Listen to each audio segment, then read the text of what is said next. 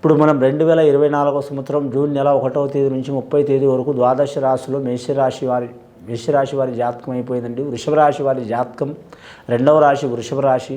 ఈ వృషభ రాశి వారి జ్యోతిష్యం భూత భవిష్యత్తు వర్ధమానం ఎలా ఉందో మన జానకిరామ్ని అడిగి చూద్దామండి. 2024 సంవత్సరం జూన్ నెల 1వ తేదీ నుంచి 30వ తేదీ వరకు వృషభ రాశి వారి జాతకం చూడు జానకిరామ్.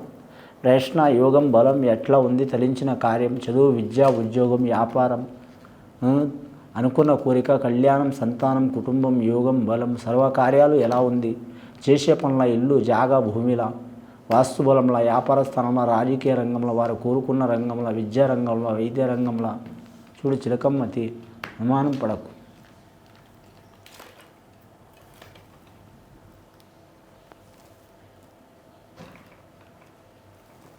ఒక వృషభ రాశి వారి జాతకానికి వచ్చింది బెజవాడ కనకదుర్గమ్మ వచ్చిందండి. అమ్మదయ ఉంటే అన్నీ ఉన్నట్లే అన్నట్టు నవదుర్గ దేవత వచ్చింది. బెజవాడ కనకదుర్గమ్మ వచ్చింది వారి జాతకంలో వృషభ రాశి వారి పేరు మీద. అలాగే రాముల వారి కళ్యాణం వచ్చింది. సీతామాత, రాముల వారు, శంకరుడు, పార్వతి, సర్వదేవతలు. అలాగే వారి పేరు మీద లక్ష్మీదేవత వచ్చింది, ధనలక్ష్మి దేవత వచ్చింది. అని వృషభ రాశి వారి జాతకంలో మాత్రం చాలా వరకు శుభయోగం నడుస్తుందండి వారి పేరు మీద. ముఖ్యంగా వీరి జాతకంలో కాకపోతే శని గ్రహం, నవగ్రహాలు శని మాత్రం దశమ స్థానంలో నడుస్తుంది కాబట్టి ఏ పని చేసినా కానీ ఆటంకంతో అవుతుంది, కానీ మాత్రం తొందరగా కాదండి, ఇబ్బంది పెడుతూ అవుతుంది వీరి జాతక బలంలో. ముఖ్యంగా వ్యాపారస్తులకు మాత్రం కలిసి వచ్చే అవకాశం ఉంటుంది. ఉద్యోగస్తులకు మాత్రం చికాకులు తప్పవు. వీరి జ్యోతిష్య బలంలో కుటుంబంలో ఒకరి మనసులో ఒకరు ఉండరు, ఎవరి ఆలోచన వారికే ఉంటుంది. వీరి మాట వారికి నచ్చదు, వారి మాట వీరికి నచ్చదు. భార్యాభర్తలు విభేదాలు ఉంటాయి, సంతానంలో కూడా విభేదాలు ఉంటాయి, నమ్మిన వారితో ఇబ్బందులు ఉంటాయి. వీరి జాతకంలో చూడాలంటే శత్రువులు అంటూ ఎవరు ఉండరు, కానీ మాత్రం పరిస్థితి వీరికి శత్రువు లేక చేసే అవకాశం ఉంటుంది. ముఖ్యంగా ఆరోగ్య విషయంలో జాగ్రత్తగా ఉండాలి. మానసికంగా ఒత్తిడికి లోనయ్యే అవకాశం ఉంది. అలాగే మాత్రం శారీరకంగా ఇబ్బందులు వచ్చే అవకాశం ఉంది. ముఖ్యంగా మాత్రం వివాహ బలంలో మాత్రం ఆల్రెడీ వివాహమైన వారికి భార్యాభర్తలు కొన్ని ఇబ్బందులు చిక్కులు వస్తాయి, తొలగిపోయే అవకాశాలు ఉన్నాయండి. భార్యాభర్తల పార్వతి పరమేశ్వరుని దర్శించడం, లక్ష్మీ విష్ణుమూర్తిని దర్శించడం, లేదా రాధా. ముఖ్యంగా వీరి జ్యోతిష్యంలో మాత్రం వైష్ణవాలయం కానీ శైవాలయం కానీ ఏదైనా ఆలయం సందర్శనం చేయటం చాలా వరకు యోగ బలం కలిసి వచ్చే అవకాశం ఉంది వీరి జాతక బలం మీద. వీరి జాతకంలో ఎండి బంగారం అచ్చుబాటు లేదండి వీరి పేరు మీద. అని వాహనం అచ్చుబాటు వచ్చే అవకాశం ఉంది, భూమి అచ్చుబాటు వచ్చే అవకాశం ఉంది వీరి పేరు మీద. నమ్మిన పని జయమయ్యే అవకాశం ఉంది. రాజకీయ నాయకులకైతే తిరుగు ఉండదు వీరి పేరు మీద.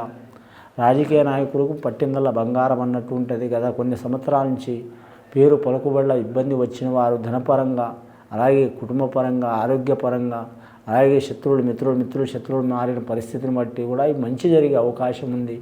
విద్యార్థులకు విద్య విషయంలో తిరుగు ఉండదు, కానీ మాత్రం నిరుద్యోగులు మాత్రం వారికి ఆశాజనకంగా ఉంటుంది, కానీ కొందరికి ఇబ్బందికరం కూడా పరిస్థితి వచ్చే అవకాశం ఉన్నాయి. ఆ ఇబ్బందిని తొలగించుకొని గెలిచే అవకాశం ఉంది వీరి పేరు మీద.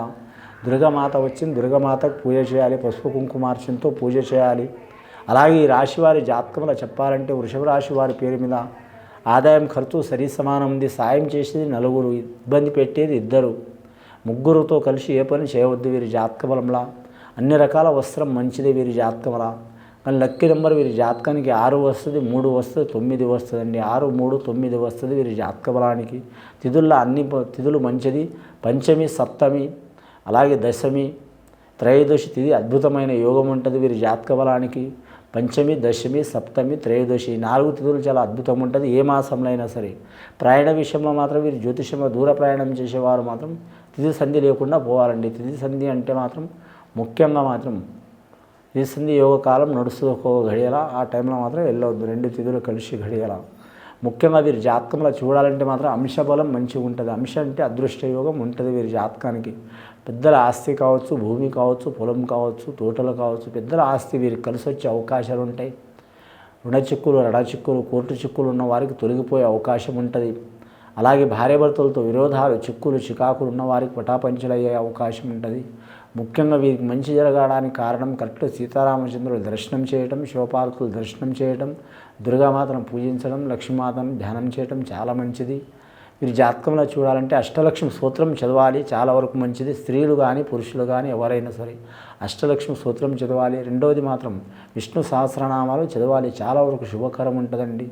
మూడవది వీరి జాతక బలంలో చూడాలంటే మాస శివరాత్రి కావచ్చు, సోమవారం కావచ్చు, శివాలయం సందర్శనం చేయడం చాలా వరకు మంచిది. దృష్టి దోషం కూడా తొలగిపోయే అవకాశం ఉంది. కానీ ఇంకా వీరి జ్యోతిష బలం మాత్రం దుర్గ మాత్రం పూజ చేయడం చాలా వరకు మంచిది. స్త్రీలు, పురుషులు, బాలలు, బాలికలు ఎవరైనా చేయొచ్చు, చాలా వరకు మంచిది. శుక్రవారం ఘడియల మంచిది. రాహుకాలంలో కూడా చేయొచ్చు. విశేషమైన ఫలితం లభించే అవకాశం ఉంది. నమ్మిన పని జయమయ్యే అవకాశం ఉంది.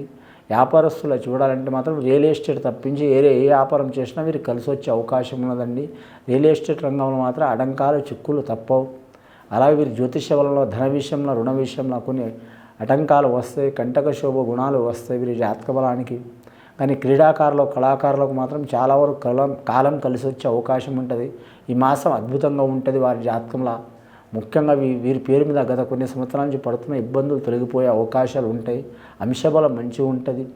కానీ మాత్రం గురు చెప్పిన విద్య, పెద్దలు ఇచ్చిన ధైర్యం వీరికి ఎక్కడ వదిలిపెట్టదు. ఒక గురు చెప్పిన విద్య కూడా మాత్రం వీరికి కలిసి వచ్చే అవకాశం ఉంటుంది. పెద్దలు నేర్పించిన ధైర్యం కూడా వీరికి కలిసి వచ్చే అవకాశం ఉంటుంది. స్త్రీలకు కూడా మంచి ఫలితం ఉంటుంది, పురుషులకు కూడా మంచి ఫలితం ఉంటుంది. బాలికలు కూడా మంచి ఫలిత యోగ బలం ఉంటుంది. వేరే దేశం, వేరే రాష్ట్రం, వేరే ప్రాంతం వెళ్ళాలనుకున్నా కలిసి వచ్చే అవకాశం ఉంది.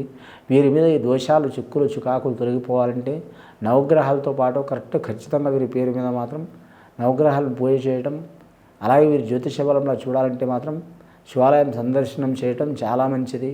ముఖ్యంగా వీరి జ్యోతిష బలంలో చూడాలంటే మాత్రం ఒకటి పౌర్ణమి సోమవారం ఘడియ, ఆదివారం అమావాస్య ఘడియ, అష్టమి బుధవారం ఘడియ. ఈ ఘడియల్లో వీరు ప్రయాణం చేయవద్దండి.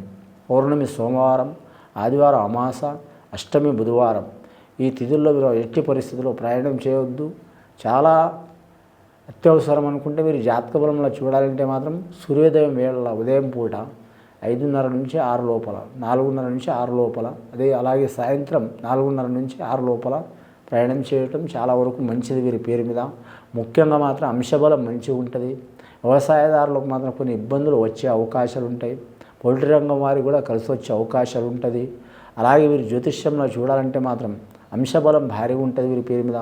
గత కొన్ని సంవత్సరాల నుంచి పడుతున్న దరిద్ర బాధలు తొలగిపోయే అవకాశాలు ఉన్నాయి. ముఖ్యంగా వీరి పేరు మీద మాత్రం పంచాక్షరి మంత్రం ఓం నమః శివాయ అనే వాక్యం వీరి నోటి వెంట ఉండాలి. వీరి మీద ఉన్న చిక్కులు, చికాకులు తొలగిపోయే అవకాశాలు ఉంటాయి. ముఖ్యంగా ఇది విని చూసి ఆచరించే వారికి, వృషభ రాశి వారికి మంచి ఫలితాలు కలుగుతాయండి.